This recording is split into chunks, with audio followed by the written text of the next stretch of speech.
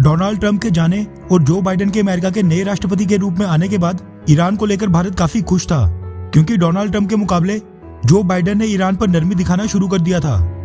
America के Iran में अपने इंटरेस्ट हैं, लेकिन भारत और ईरान एक बार फिर पहले जैसे टाई स्थापित करने वाले थे। लेकिन इसी बीच जो भारत में इजरायली एम्बेसी के बाहर एक लो इंटेंसिटी ब्लास्ट हुआ है, उसकी वजह से दोनों देशों के बीच डिप्लोमेटिक लेवल पर सरगर्मियां बढ़ सकती हैं।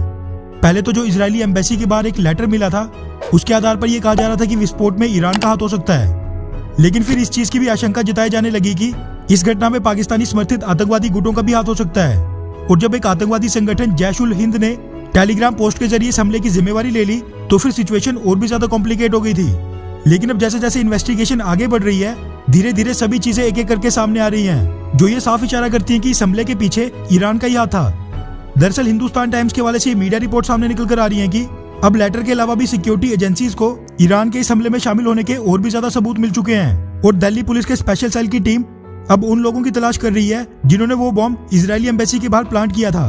फिलहाल तो ऐसा लग रहा है कि इसमें ईरान ने लोकल हैंडलर्स का सहारा लिया था। इसलिए अब सिक्योरिटी एजेंसीज ईरान के शहर कोम से पढ़कर जो भी भारतीय स्टूडेंट्स वापस भारत आए हैं, उन सभी को इन्वेस्टिगेशन के दायरे में शामिल किया जा रहा है। क्योंकि जो आईईडी विस्फोट में इस्तेमाल हुआ था, वो किसी भी प्रोफेशनल बॉम्ब मेकर द्वारा नहीं बनाया गया था, बल्कि वो बड़ा ही बेसिक था और उसमें बस ammonium nitrate, non electric detonator और साइकिल की बॉल के बेयरिंग का इस्तेमाल किया गया था। साउथ ब्लॉक के ऑफिशियल्स के मुताबिक ये घटना बड़ा ही सीरियस डिप्लोमेटिक मोड ले सकती है, क्योंकि भारतीय सरकार इसको बड़े सीरियस तरीके से ले रही है। और ये पहली बार नहीं हुआ है। जब साल 2012 में भी न्यू दिल्ली में इजरायली डिप्लोमेट्स को निशाना बनाने के लिए इसी तरह का ब्लास्ट हुआ था, उसमें भी ईरान के नागरिकों की ही भूमिका सामने निकल कर आई थी। तब की कांग्रेस सरकार ने तो ईरान को सख्त वार्निंग देकर मुद्दे को रफा दफा कर दिया था और ये चेतावनी दी थी कि ऐसा कुछ दोबारा भारत की धरती पर नहीं होना चाहिए। मगर अब जब नरेंद्र मोदी सरकार के कार्यकाल में ऐसा कुछ हुआ है, तो सरकार इसको इतनी आसानी से नहीं जाने देगी। इजरायल के साथ अब भारत के संबंध काफी मजबूत हैं। इसलिए इजरायल रिक्वेस्ट कर रहा था कि उनकी एक टीम को भी इन्वेस्टिगेशन का हिस्सा बनाया जाए, जिस पर भारतीय सरकार राजी हो गई है।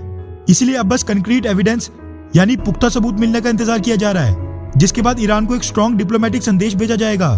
Trade, Chabahar port, Eurasian market का एक्सेस, सब एक तरफ। लेकिन ये तो भारत की सोवरेनिटी पर ही हमला है और भारत को ऐसा हमला बिल्कुल बर्दाश्त नहीं करना चाहिए और ना ही भारतीय सरकार करेगी। इजरायली पीएम बेंजामिन नेतन्याहू पहले ही कह चुके हैं कि उनको भारतीय सरकार पर पूरा भरोसा है कि भारत निष्पक्ष होकर जांच करेगा और दोषियों को कड़ी सजा देगा।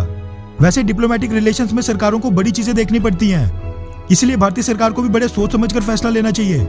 वैसे आपको क्या लगता है कि क्या ईरान को पिछली बार की तरह एक वार्निंग देकर माफ कर देना चाहिए, या फिर इजराइल का साथ देते हुए ईरान को एक कड़ा संदेश देना चाहिए? नीचे कमेंट करके अपनी राय जरूर बताएं। अच्छा सुनो, चैनल को सब्सक्राइब करो, उसके बाद घंटी बजा देना ताकि अगली वीडियो आपसे मिस ना हो पाए। Thank you.